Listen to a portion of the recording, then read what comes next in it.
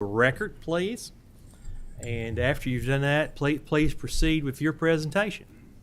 Yeah, my name is Jim Carroll. I'm president of the Kentucky Government Retirees. I'm Larry Totten, president of Kentucky Public Retirees. Is your mic on there? Make sure your green light's Green on. light. Okay. I got a better green light now. Better green light. Okay. I'm Larry Totten, president of Kentucky Public Retirees. Okay, so whoever's going to go first, please proceed, and we'll go from there. What's your preference? You're on the list first. Okay. My name is Jim Carroll. I'm president of Kentucky Government Retirees, an organization representing nearly 16,000 members of the Kentucky Public Pensions Authority. I want to thank this board for its leadership in addressing critical issues facing public pensions. I also want to take this opportunity to thank David Eager for his strong leadership of the KPPA.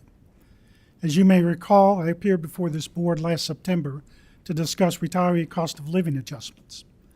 A lot has happened in the intervening time. As retirees, we were pleased that the General Assembly allocated substantial additional employer contributions to the state pension plan. This additional funding will have a dramatic impact on the State Police Fund and a substantial impact on the KRS Non-Hazardous Fund. As we all know, the central issue facing the state pension plan is solvency, and the key to addressing this issue is a consistent record of providing the actuarially determined employer contribution. The 2022 session also saw a welcome increase in state employee salaries. This was a long overdue investment in a talented, motivated, and stable workforce. We hope that further progress will be made in future sessions in addressing long-standing compensation issues. We also received welcome news recently when we learned that the state general fund receipts grew at the highest rate in 3 decades during the past fiscal year. The general fund took in $945 million more than had been projected. Along with this positive news came negative news.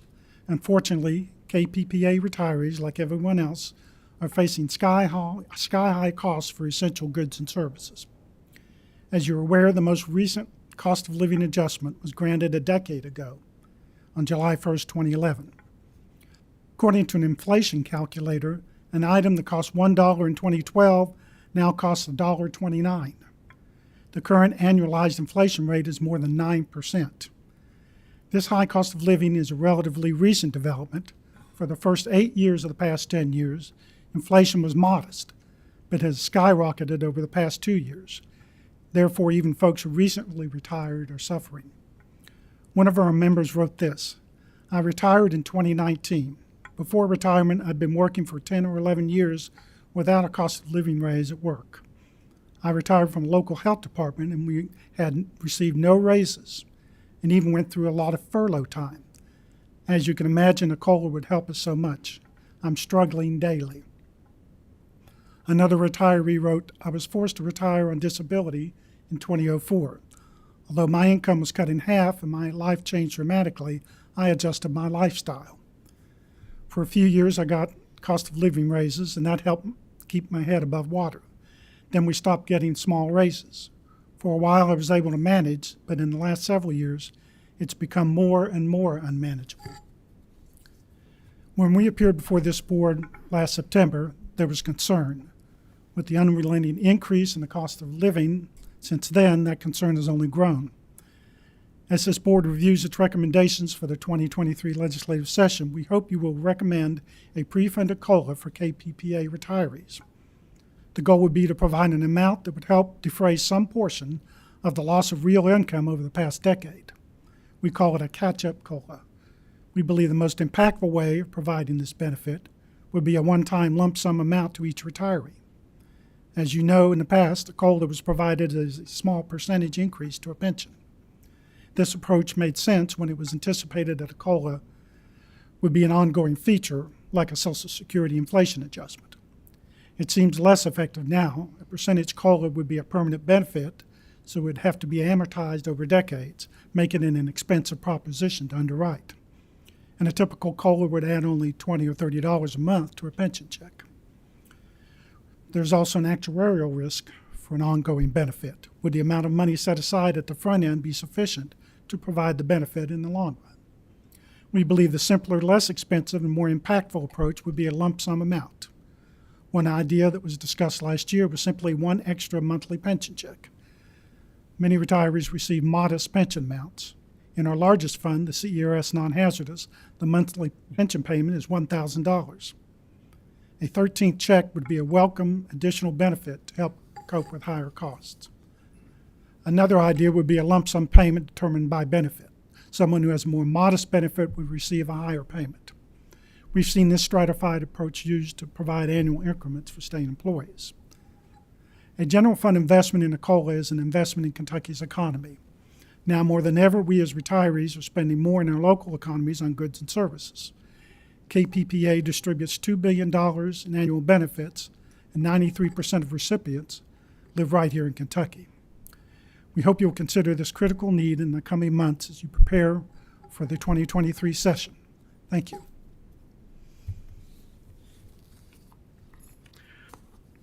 Representative Tipton, Senator Higdon, and members of the Public Pension Oversight Board. I am a retiree in the KERS non-hazardous plan, having spent over 36 years with Kentucky State Parks. At one point, Representative Miller was my commissioner. I appreciate the opportunity this afternoon to address the issue of a cost of living adjustment for public retirees. I am here to ask you for one thing, making a retiree COLA the number one item on the list of recommendations that you will be making to the 2023 General Assembly.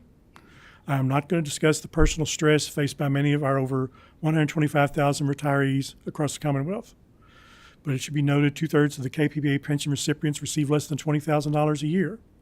There are public retirees in each of your districts who can speak to you directly about this more poignantly than I. Nor am I going to talk about the Consumer Price Index or the effect of inflation over the past 11 years. You likely heard all of that during the last session regarding increments for active employees, and you will hear more in the next session as you discuss what to do for possible employee increments next year. What I will say is straightforward. Kentucky's public retirees need some relief, and now is the right time to make this happen. At this committee's October 2021 meeting, a presentation regarding costs of 5 possible benefit increase scenarios was given by KPPA's actuary. These costs range from $171 million to just over $6 billion. A one-time permanent 1.5% increase was estimated to cost $352 million. One of the other options that could be compelling is the so-called 13th check, essentially a single lump sum payment of a retiree's current monthly benefit, and estimated to cost $188 million. Today, however, is not the time to get too specific in the details, other than asking for your understanding of our retirees' needs and your support for a solution. There appears to be money available to do this, based on newspaper reporting and press releases. This is a window of opportunity which may not pass our way again. Our state obviously has many needs requiring funding, and there will be many voices out there looking for a share, just as I am doing, just as we are doing today. Many of these are paid to be very assertive.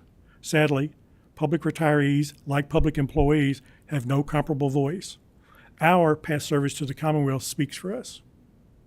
Today, we mark just over 11 years since the last COLA for public retirees.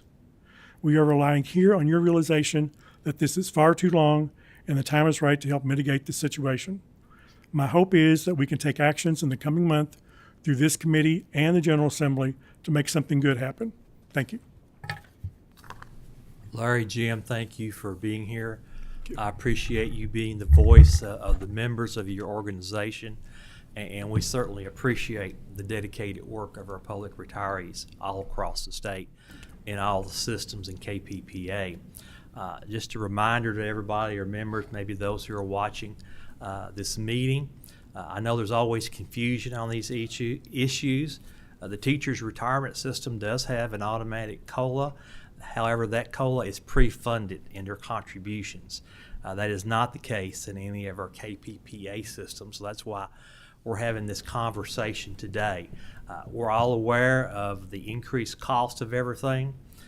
Inflation, I believe the last number I heard for the previous month was 9.1%. So we don't know how much longer this is going to carry on. I do have a question just for my own benefit. I read an article this morning, of course it's talking about and this refers to our retired members who are eligible for Social Security, receiving Social Security. There is a rule in Social Security, I'm not an expert on this, but maybe y'all could, that if you make more than a certain amount of income, your Social Security payments that you receive substantial portion of them are subject to taxation. Do the pension benefits count toward that income? That's just a question from my own personal knowledge. Or do you know? I got a staff person here who I should know they do because not. I do. Brad fill out the here taxes. says it does not. I did not think it did, but I just wanted to make sure I was aware of that. We have a question from Representative Miller. Thank you, Mr. Chairman. Actually, the first thing is a point of personal privilege, and that is I want to welcome you as chair of this committee. As a former chair, I'm very comfortable this committee is in good hands. So congratulations on your appointment, and thank you for this service. You've done a lot in the pension realm during your 8-year tenure, which corresponded with mine. And so I'm very happy that you're in that chair. As of January, I will be receiving my first check from KPPA when I retire, because my time is all in KPPA plans. As one of the few people in this room probably that was in the workforce during the Ford and Carter administrations, it is no fun to be on a fixed income during an inflationary time. But I would comment that Jim's comment about a pre-funded COLA is spot on. We cannot allow ourselves to be generous without pre-funding that COLA.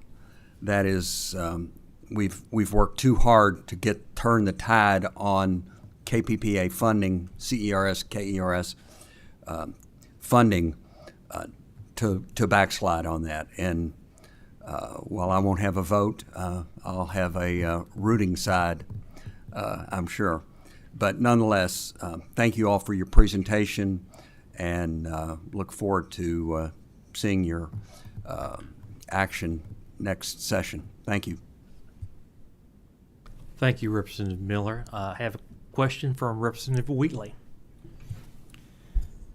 Thank you, Mr. Chair, and I echo a lot of the sentiments shared by Representative Miller, and congratulations, I think, in taking this position. We've always known you to be fair and looking at all points of view, and we need that on this committee. We need fiscal responsibility, and we need to have both sides working and looking at these issues.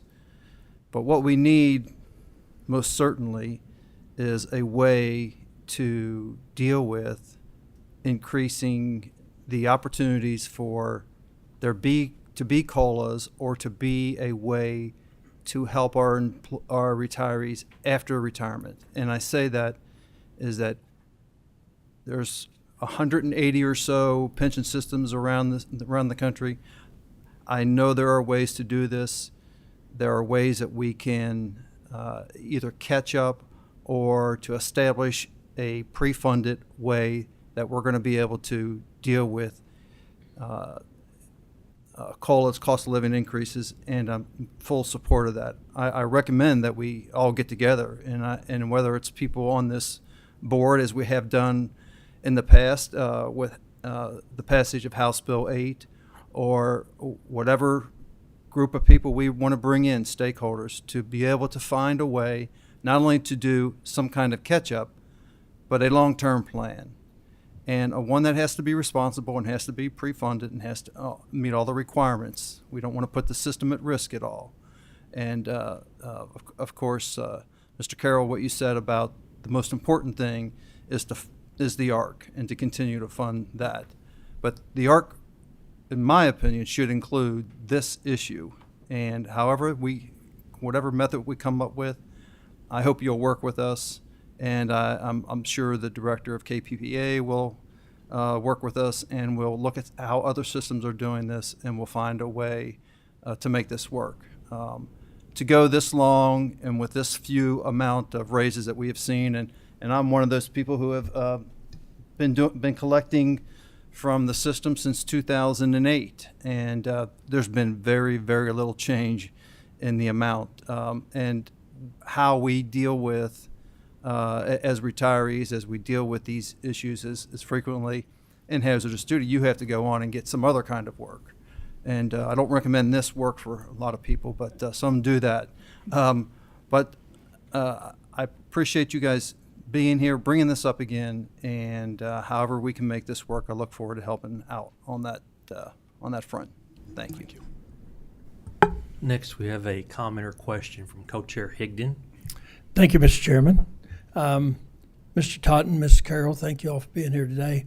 I think, Mr. Totten, you talked about the 13th check costing $188 million. Is that just for KRS employees, or is that for the whole KPPA, all the systems?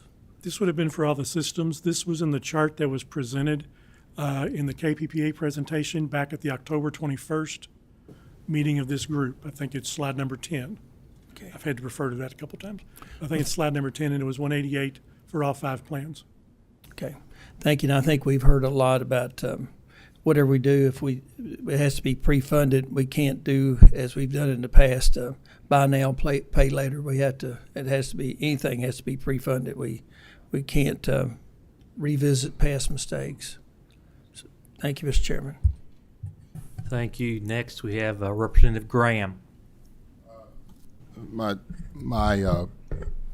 colleague that's sitting right next to me basically voiced some of the things that I wanted to say, but I want to go back to what has been presented to us, the possibility of us working together to provide the initial, what they are recommending, that $1,000 payment for now, and that we can work towards building some kind of, as my colleague from Northern Kentucky talked about, work together to try to build some kind of system in place.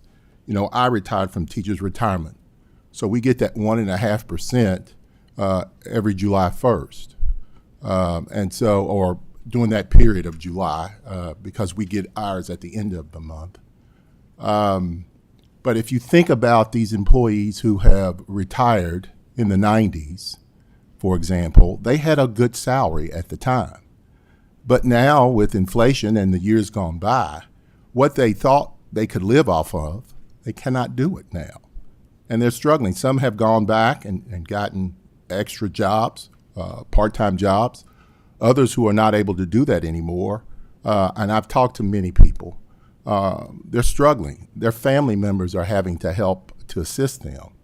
And so I would hope that we could work together and not politicize it, just try to work together to try to find ways in which people who have served us and who, as I have said in the past, who have set an example of professionalism for those who followed them and who now serve us in the General Assembly and across the executive branch and the judicial branch as well. But I'm focused on those who are working in the executive branch and the legislative branch as well, because they are going to be a part of that, to make sure that we can do all the things that we can do and need to do in order to address this problem. So it's going to take some hard work, but I think all of us who are sitting here are willing to do that. It's just what path will we take to try to get to where we need to be. So thank you, Mr. Chairman. The final question or comment on this segment goes to Leader Thayer. Thank you, Mr. Chairman, members of the PPOB. It's good to be here. This committee was created by a bill that I sponsored in 2013 in Senate Bill 2. Another component of Senate Bill 2 was the requirement in state law that the General Assembly pay the ARC every year. And so I just want to be on the record here today. It's not like we haven't been miserly with the taxpayers' money when it comes to pensions, because the number one goal is the financial stability of the fund. And we are on that path now, thanks to Senate Bill 2 and the new system that we have, the hybrid cash balance plan, and the fact that the General Assembly has followed the law every year since then and has made the ARC contribution. We just have to be careful when we're discussing COLAs that we consider it in the broad spectrum of the overall financial stability of the fund. Thank you, Mr. Chairman. We're going to continue this discussion on COLAs. I'm going to ask Dave Eager of KPPA if he would come to the table.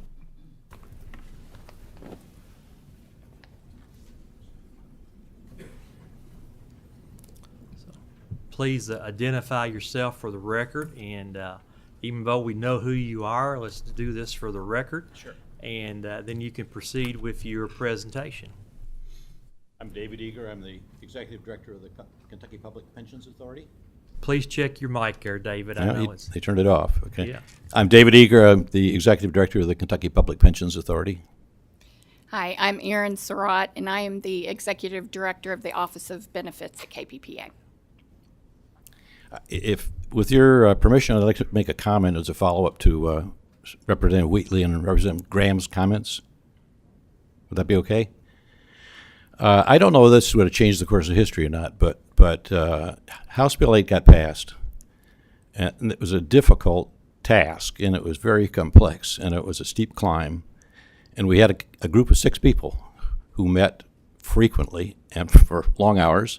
Representative Wheatley was there, Representative Miller was there, Representative Tipton was there, and had that group not been in place, I'm not sure whether we passed the bill or not. I can't say it wouldn't have, but it would surely help getting it done. So the idea of having a task force on this would appeal to us, and we'd be happy to help in any way possible, attend or run projections or whatever.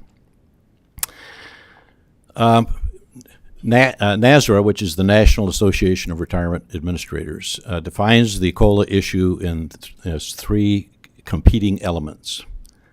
On the one hand, we have benefit adequacy. On the other hand, we have plan sustainability and cost. And those are the things we need to take into account as we're dealing here. Affordability and sustainability, I'm going to show a graph in a little bit. It's going to say we are not in the best shape in either case, but it doesn't preclude looking at the possibility of doing COLAs. Not at all. And the topic is complex. There's a lot of different ways you can create a COLA. I looked at 7 plans in adjoining states, from Ohio to Indiana to Illinois to Missouri to Tennessee and West Virginia. Those 7 are each unique to themselves. So they've structured them differently. 3 are ad hoc right now, and 4 are not. You'll find nationally that the great majority, the minority is ad hoc. It just says it is in this group, but by a greater extent. But I think you're going to see, I suspect you're going to see a real movement toward the ad hoc because of the substantial cost associated with doing longer-term compounding, if you will. And we'll talk about that. So just generally, 2 types, in a simplest sense, 2 types of COLAs. One is ad hoc. You do it. You have legislation to pass, and it is, in a sense, a one-time.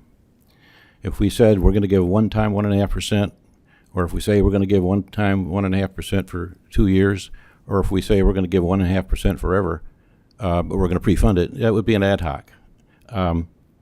The automatic is, and it requires legislative approval. In almost all states, there are 3 that don't, 3 that have the board in charge of that. I would just do not have a board agenda with so it's setting the COLA. Really, it's a policy decision for the state. The automatic is also legislatively approved. It's a predetermined set rate, and it can require compounding. And let me explain the difference, maybe in a salary sense. You're running a business. You have somebody making $50,000 a year, and you want to give them a 1.5% bonus. You $750. You write them a check. That's it. There's no commitment for anything in the future. You could commit to 2 years if you want to, but in the state sense, that would be it. You'd make that commitment. The compound would work like this: you'd give them a $75 raise, and the next year you'd give them 1.5% of $50,750, and then the next year it keeps layering up and up and up. And that's why it gets to be so expensive and such a commitment. So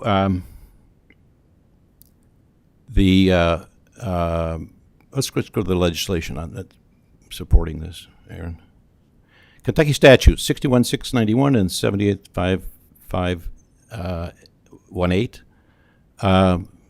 Senate Bill 2 COLAs will be only granted in the future if the KRS board, now the CERS and KRS, determines that the assets of the respective systems are greater than 100% of the actuarial liabilities and that the legislation authorizes the use of surplus funds for the COLA. In other words, we have to be in an overfunded position to do that. And I'll show you the results in a minute where we are. We are substantially away from that 100%. In fact, it's going to take 26 or 27 years to get there if we meet all of the actuarial assumptions. It's going to take that long. If we get additional funding along the way, it could shorten that period of time, but it's beyond sight right now. It also says the General Assembly fully pre-funds the COLA, or the General Assembly approves the payment of funds in the year the COLA is provided. So this goes kind of back to the ad hoc concept. And COLAs are not a part of the inviolable contract. So I talked about looking at the funded status. Let's take a look. You saw this earlier in the, I believe it was September-October meeting that Larry and Jim referred to. I'll focus you on a couple of lines here. One is fourth from the bottom. Funded ratio based on the actuarial value of assets, which is what the actuary uses. They smooth the market changes over 5 years, but CERS non-hazardous, 51.8%. That means, and the number two above it, or the number right above it, $7,179,000,000. That means if we stop the system today and we said we've made a promise to all of you and we're going to honor that promise, but you're not going to earn anything going forward, we still need to write a check for $7.716 billion, or in aggregate over on the right, 25.008. Again, that's a today number. We are that far indebted to the systems for the payments. So the running just across there, C non-has 51.8%, C hazardous 46.69, KERS non-hazardous 16.76 and 60.41, and the good news is this was shown last year. The state police was 30.69 with the inclusion of the additional funding is 51%. So we are now on the right side of 50 with the state police. But back to this sustainability and affordability. Affordability, you look at the contribution rates, which are the fourth line from the top. These are the rates that are being paid as a percent of payroll by the different systems. KERS 9 shows 9.97. That's the normal cost. On top of that, we're paying the amortization of the unfunded liability, which is going to be a number many-fold higher than that.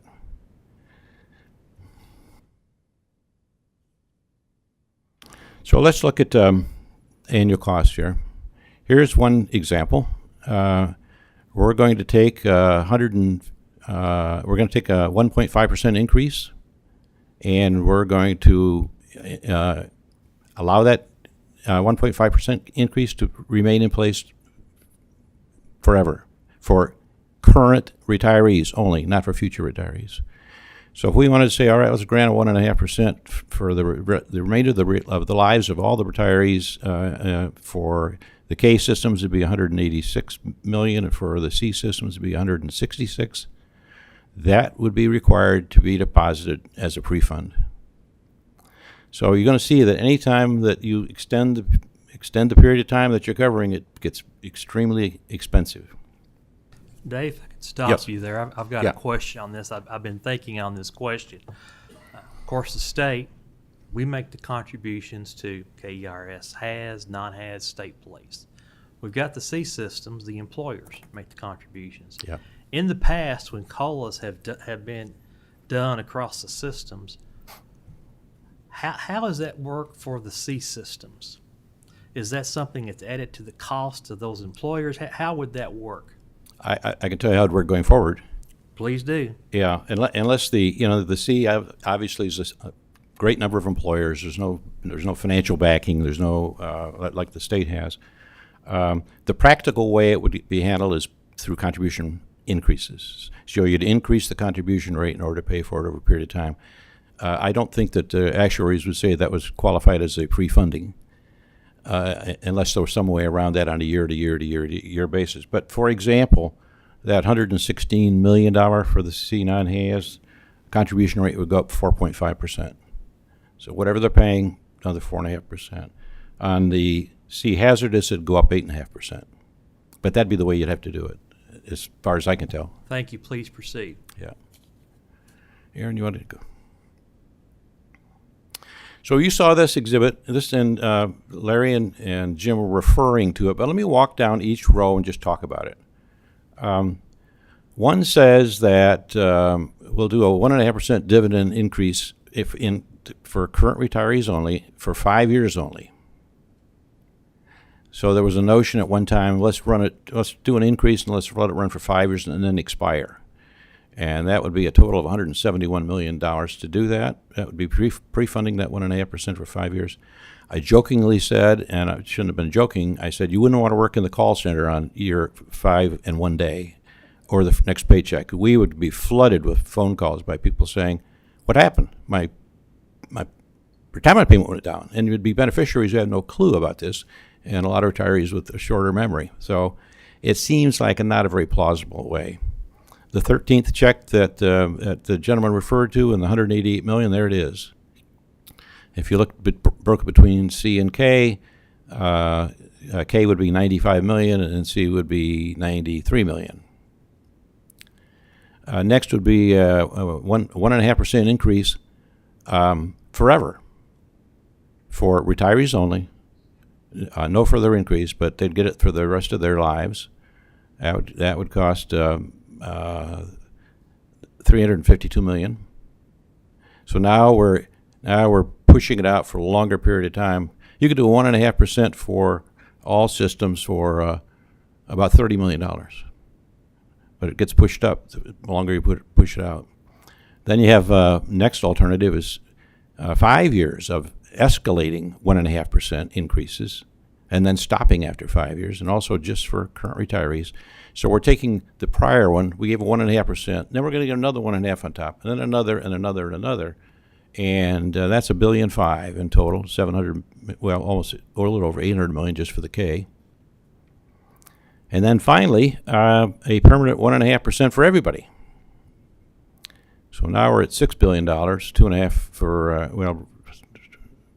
almost $3 billion for K alone.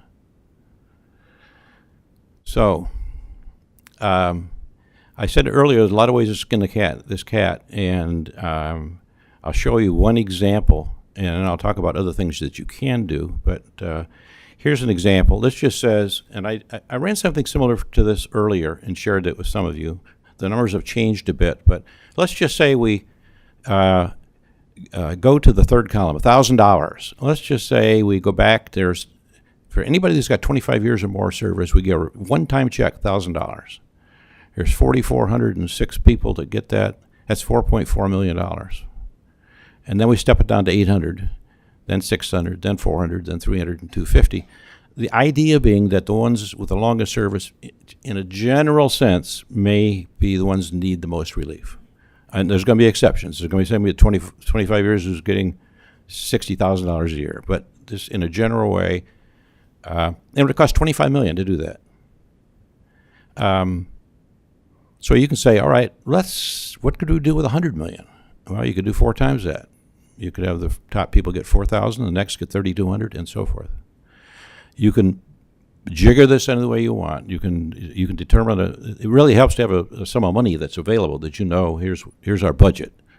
But we can work it any way that give you that perspective. But that is one way to do it.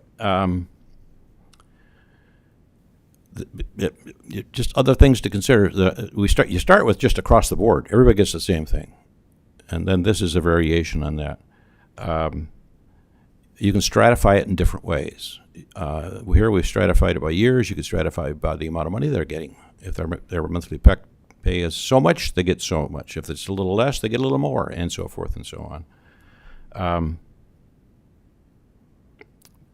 So I went back and said there's 7 different systems that I looked at around Kentucky, and they're all 7 different ways they do it, and some very, very different than others. But that would be, to me, if there was interest, one of the perspectives to look at is, what can we do flexibility-wise? How do we get the most money, biggest bang for the buck? And who needs it the most, and should we attempt to structure it in such a way? Dave, one clarifying question on this example. When you're talking about the years there, is that years of service or the number of years they've been retired? Number of years they've been retired. Okay, thank you. You could also do it on years of service. Again, I think this is I suspect if you look at this is an iterative process.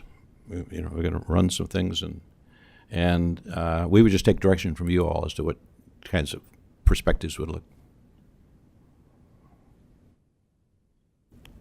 I don't have any more comments on COLAs. That was, Dave, they're going to stay at the table for our next subject, but that was the end of the presentation on COLAs. Any of the members have questions? Yeah, I've got Auditor Harmon. Just one quick one. I know you ran these numbers based on years retired. Could you have also have run these numbers on means tested, certain salary levels? I know it was mentioned that, some 2/3 of them make $20,000 a year or less. You mean benefit level? Benefit level. Yeah, absolutely. Absolutely. Thank you. Thank you, Mr. Chairman. Going back to the 1.5% COLA, let's say we did that one time, but instead of pre-funding it, we spread it over the amortization period. How much would that add to the contribution level, and how big of a stroke would the actuary have? You're saying if you do the 1.5%, but you spread it out over the amortization period. over the next how many ever years of their lives? Yeah. Well, first of all, it's against the statute to do that. Okay. That'd be a starting point.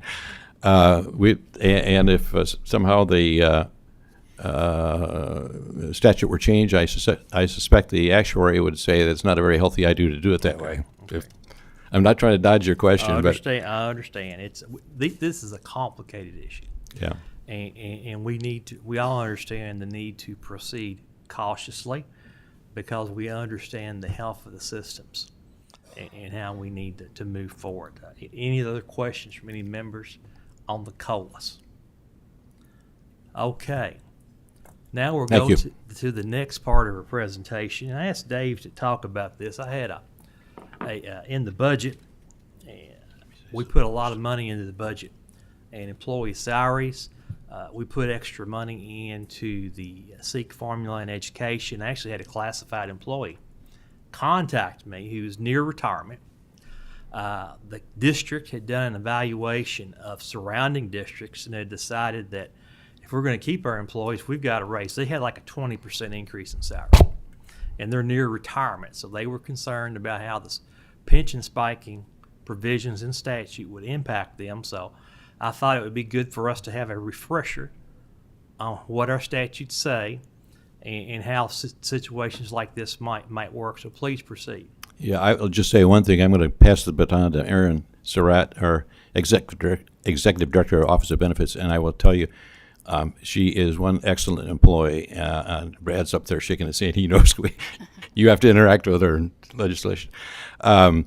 Spiking is equally complex. I talked about COLAs being complex. Spiking is equally complex, and part of it's because there are so many exemptions that exist. But Erin's the expert in pension spiking.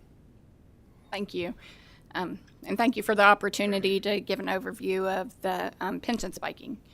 So first, I just wanted to start with what is pension spiking?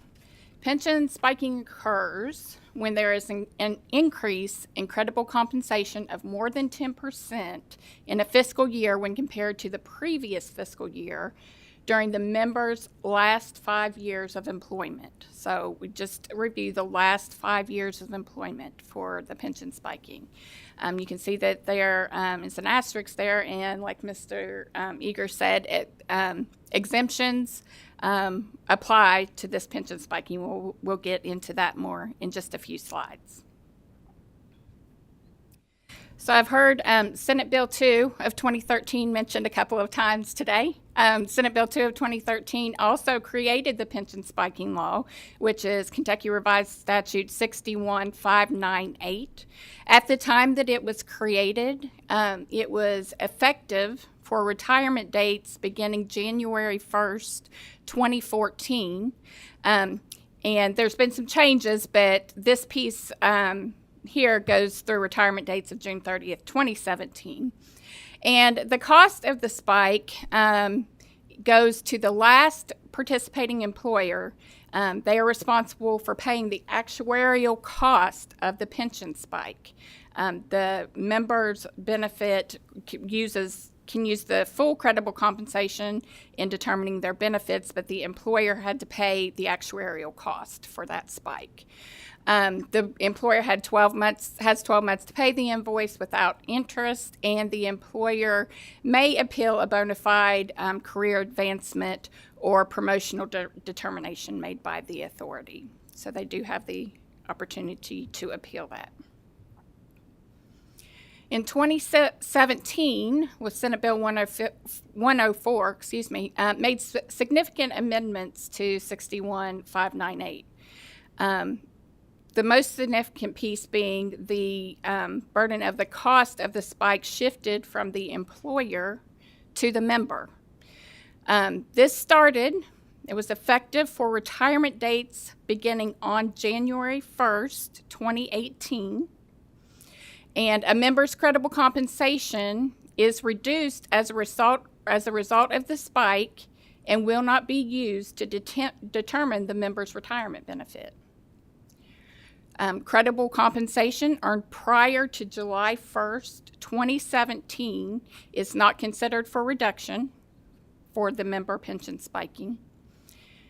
And if the member's credible compensation is reduced, we refund the employee contributions and interest attributable to the reduction in the compensation. So those contributions that were withheld from the employee's pay are returned to the member with interest. The employer contributions are not refunded. Employer contributions are kept to pay down the unfunded liability in the systems. Members may appeal the pension spiking determination as well, and pension spiking does not apply to our Tier 3 members. So we mentioned some of the exemptions that we have, and I kind of categorized them by the year in which the exemptions were put in place. So in 2013, when the pension spiking law was created, the exemptions that were provided at that time were a bona fide promotion or career advancement, and that is defined, the bona fide promotion and career advancement is defined in 61598, and lump sum compensatory payments at termination. Those were the two exemptions at that time. When the member pension spiking became in effect, there were some additional exemptions that were added at that time in 2017. Lump sum payments for alternate sick leave at termination, leave without pay, so sick leave without pay, maternity leave, those types of things are exempted from pension spiking. Overtime worked as a result of a state or a federal grant. So most of the state troopers fall into this category for their overtime that's worked. Overtime worked during and as a result of a state of emergency declared by the President of the United States or the Governor of the Commonwealth of Kentucky. So those were added in 2017.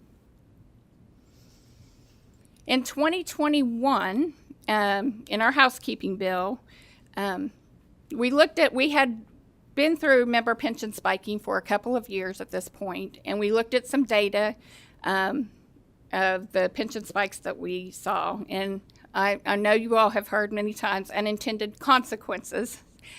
So when we looked at that data, we found that the highest classification, or the classification with the greatest number of spikes out of all the spikes that we had, were the classified school board employees.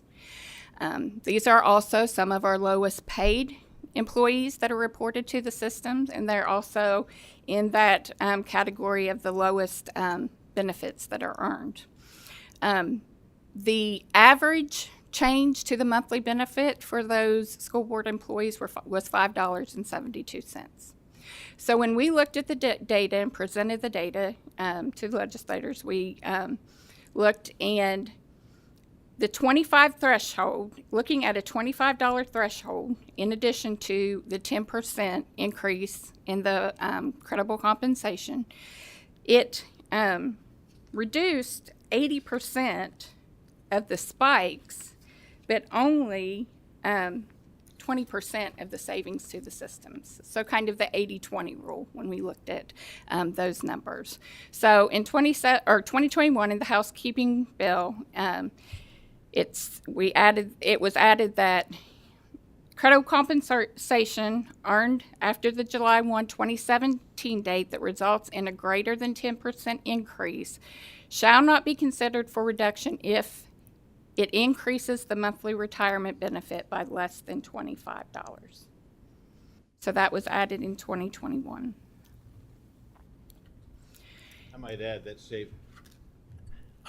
saved considerable administrative time for us. You can't believe how much time it. 2022, there were some additional exemptions added. The first 100 hours of mandatory overtime worked in a fiscal year will be exempt from pension spiking calculation. Overtime performed during and as a result of a state of emergency declared by a local government in which the governor authorizes mobilization of the Kentucky National Guard during such time as the National Guard is mobilized.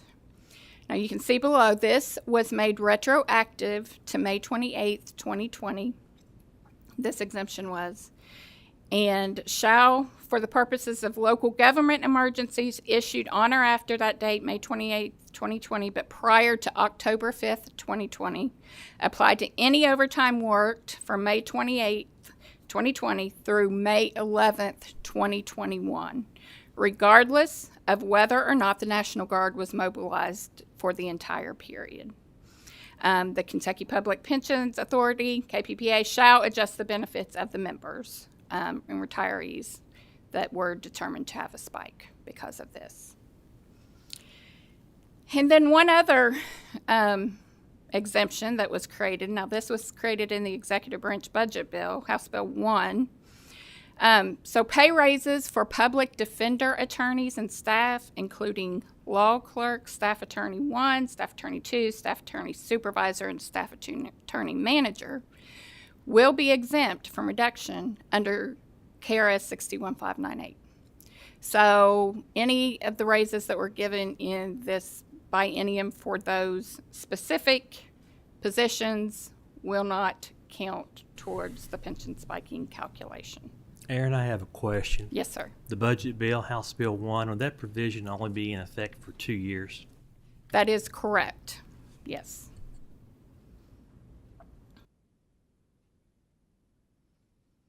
So, as Mr. Eager said, you can see there are several exemptions in the pension spiking legislation. I thought it would be good to go over how a pension spiking is determined to see how this affects the members. So at retirement, the last 5 years of employment are evaluated for the increases of greater than 10%. If a spike occurs, a form is sent to the last employer to verify any exemptions that may apply.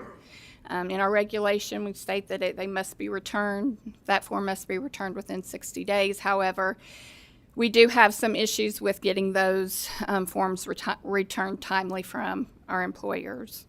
After the form is returned, if any applicable exemptions are reported from the employers, then those are keyed into our system, and then we perform a post-retirement audit, and we reevaluate those 5 years, looking to including any exemptions that may have been reported. If a spike, to evaluate if that spike still exists. Letters, at that point, if the spike still exists, then we send a letter to the member notifying them of that, and they have 30 days to make an appeal on that pension spiking determination. Now, we also will find pension spiking can be found during the post-retirement audit process after all of the salary has been reported to the systems. About a third of our pension spikes are found during that process as well. So just added a few statistics here that shows the number of spikes that we have at retirement, the number that actually spike after the post-retirement audit is done, and their percentage of retirees who spiked in each of those fiscal years. And you can find the number of retirees, a number of people who retire each month on our website. So that's where those percentages come from. So we've had, for member pension spiking, we've had 3,210 of our retirees have spiked since that went into effect for members January 1st, 2018. That's about 9% average. And we still have 590 that are pending final determination. Most of those are from retirements in this fiscal year, or those from last fiscal year that haven't been through the post-retirement audit process yet. I think 2018 was a 6-month period. Right, because Yeah. it started with And then you see the effect in 2022 of the $25 exemption. It's terrific elimination of people that we would have had appeals and so forth and so on. So that it was thank you, Jerry Miller, for the housekeeping bill.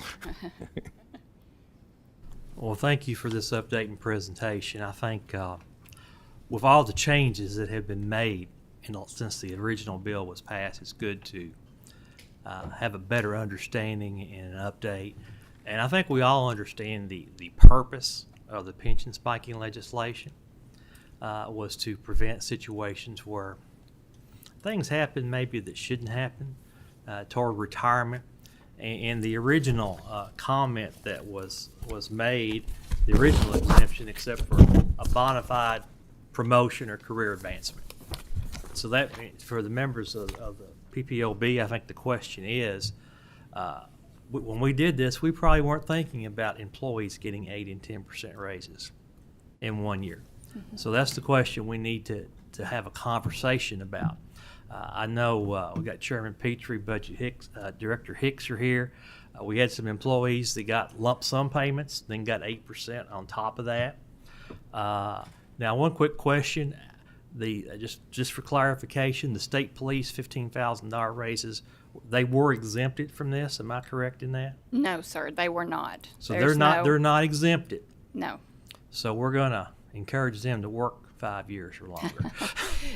Well, if their raise, I believe, was effective July 1st, Okay. like the rest of I ours. just want to be crystal clear, on all this. Yes. I know we had people in the judicial budget, non-elected, who got a lump sum payment, and then they got the 8%. So there were some different areas there.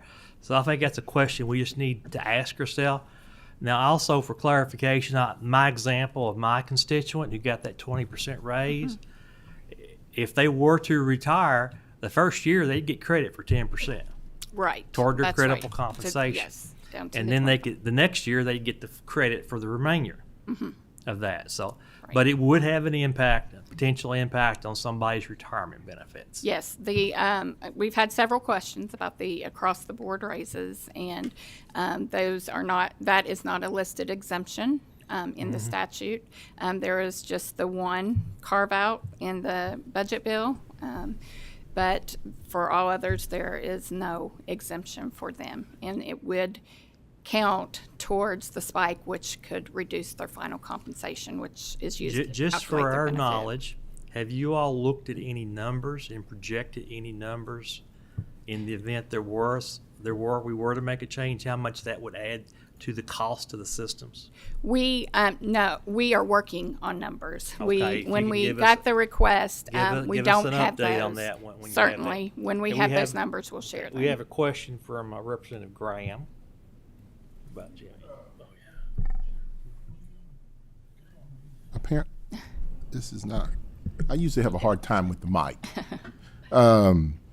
Can you kind of go through the process you said that they are given a paper, they submit that paper, and then can you go through the process as to how the spiking decision is made and what they have to go through once they submit the paper saying that they are not agreeing that what they received was a spike because they've gotten a pay raise? Can you Are you walk us through talking that? about the appeal process Yes, at the the end appeal, of it? yeah. Okay, so yes, so if they appeal the determination, then it goes to our legal department, and then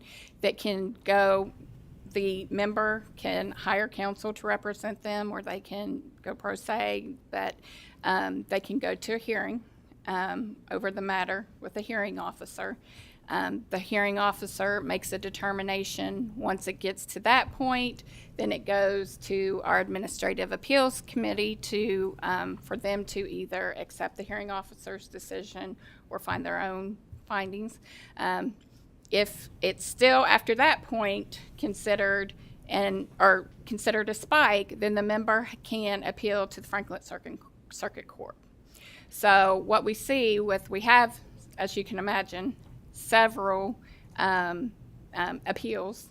So what happens when we have several of the same type of situation, one might make it through the courts while all the rest wait in abeyance, waiting for the court decision to be made. So of course, once we get Franklin Circuit Court's decision, it can go further than that as well. So how often do they wind up in the Franklin Circuit Court? Are they resolved before they go to court, or do most of them go to court? I do not have that data, but I've asked legal to work on that data for us. That we just didn't have enough time to get it done before today's meeting, but I can provide that once we have it. Okay. Thank you, Mr. Chairman. Co-Chair Higdon. Thank you, Mr. Chairman, and thank you all for your presentation. We've worked for years on I guess the spiking and blatant spiking, and we've created all these exemptions, and the exemption list continues to grow, and at some point that's going to become an administrative nightmare. Should we go back? Do we need to go back and start looking at what spiking is still there that we need to address, and look at these exemptions that we've piled on over the years to see if we do need to continue those to have those in effect? How do we do that? And Well, what I would say is it has been a bit of an administrative nightmare on our side. I will say that for both us, for the staff at KPPA, and for members, and especially legal staff. But I do think that there's probably a way that we can still satisfy the original intent of the law. I think the original intent was to catch those situations that were very egregious, and in looking at data, I can see some of those. And then before the $25 exemption came in, when you saw pennies were changed to the benefit, I think that wasn't the intent of the legislation. So having all of the exemptions, the way that it's set up right now is it's very administratively burdensome. So I think that there is probably a way that we could come up with to still satisfy the intent of the law. I don't have anything to offer you today, but I've already started conversations with our actuary. I know we can have some conversations with other pension systems to see how they handle their spiking rules, to see if there's maybe a better way that we can do it and still satisfy the intent. And I will work on having something to present to you all later. thank you, Mr. Chairman. Another question, if you don't mind. Would you go back to the slide that shows those 2022 changes that were made to the pension system? Here. There's some major changes on there. Do you have any idea actuarially what the actuaries say that will cost the systems? They when they did the AA on the bill, they said that there would be no meaningful cost for the changes. Yes. I'm always concerned when they say that. Okay, and for that reason, one of the things that I've asked and put out the word that if we're going to do pension, if you have a pension bill for next session that we vet it in this committee, October, November, we can vet those bills, and if it's something we need to do, we need to talk about it ahead of time. We just need to vet them. We don't need last minute bills that come forth. We don't need things that shortcut the system, and we want to make sure that they have the light of day and they go completely through the legislative process. And that's what I'd like to see happen. And so that's why I've kind of put out the memo to legislators, if you want a pension bill, if you have a pension bill, bring it to this committee and have it vetted. And so we're all on the same sheet of music. We know what's coming. And we can get the accurate actuarial analysis on these bills. And we don't want to, like I said earlier, commit the same sins that we've committed in the past, where we do things that we're not, that cost the system a lot of money. I think most of the things, Senator, that are coming from our side are going to be included in the housekeeping bill, and we're already in gear on that. And we're going to be meeting with the sponsor in the middle of August for the first go-around. And that's good. I appreciate that. Like I said, transparency is a good thing. Next, we have Budget Director Hicks. Thank you, Mr. Chairman. Thank you, Aaron. Maybe a little easier question to answer without data. Now that you've got 5 years in of reviewing spiking characteristics, for the K plans, what's the most common item that has resulted in spiking? I would say overtime. Overtime worked probably would be the biggest, because there haven't been raises for the past several years until this year. Now, I will say with the 8%, if any little bit of overtime has to be worked, then that could definitely cause a spike. Again, if it's mandatory overtime, the first 100 hours will be exempted from that. One follow-up, what's the second most common element? I would think that I don't have an answer for that. I would have to look at it into it more, but I can do that.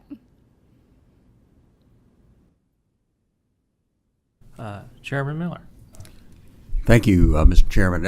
I would like to second Senator Higdon's comment about review of pension bills in this body before a session. And I would like to assure Senator Higdon that we did review the overtime subject to the emergency and National Guard mobilization. I think we reviewed that in fourth quarter last year. So, thank you. Representative Wheatley. Thank you, Mr. Chair. Just a quick clarifying question. I want to see if this is true, and I can. My experience with pension spiking is for the reasons that you just talked about. It has a lot to do with overtime. The lump sum thing does come into play, or it had come into play before these laws went into effect. And with us now being down to 212 incidents a year, you wonder about all the administrative work that's done just to deal with those 212, even though you have to still look at the whole systems, everybody that's retiring, and you find 212. My question is that it was brought up that this was a cost to the system.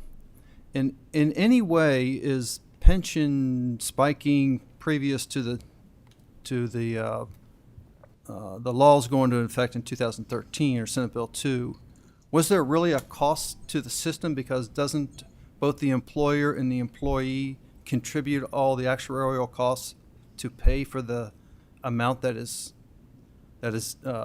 becomes the benefit? So is there a cost to the system when there is perceived pension spiking? That's an interesting question. I'll answer it. There's not. Yes. It's a perception thing, and it is wise, I believe, to look at that. But there's not a cost to the system. It doesn't cost us any more or any less. We just have some real pension spiking that may not look fair. It may not look like when employees, especially some really high dollar employees who may have gotten big raises or big bonuses at certain times that would have spiked, and it just doesn't look right. And there's some value to that, in my opinion. But if you got any other opinions on that, please share. No, I don't have anything to add to that right now. Is that something maybe the actuary could give us some comments on? Sure, if that would help, sure. I think the one thing is we're still processing about 7,000 retirements a year, no matter what the spiking rules are. That's the starting point. So we're still having to process 7,000. The real value kind of the across the board that you alluded to, the $25 isn't across the board. It was a huge. The real value is in the appeals and the court time and everything else on those. That's Okay, Co-Chair Higdon has another comment. Let's go back to spiking. The spiking does occur anytime an employee retires with higher than anticipated final salary. Actuaries do an actuarial analysis every year on every employee and anticipate what they will make in retirement, correct? So if they spike that pension, there is additional cost to the system. Plain and simple. There was no anticipation for that additional cost. It hasn't been funded. That's called a spike, correct? I'm asking you, Mr. Eager. well, I'm going to not respond. I think we need to think about the nuances of that question. But yeah, we'll respond to it as to what the reimbursements, how the reimbursements help offset that. Theoretically and technically, increased pay at the end of your Is is a spike. spike. Okay. Right. That's all. That's a point I wanted to make. Yeah. It is a spike, and yes, we can talk about it further. Thank you. Thank you. I don't see any other questions at this time. I think we've had two very good topics today. I want to thank the members and the presenters for their input on this, and I think there's no doubt we're going to have continued conversations on both of these issues. So nothing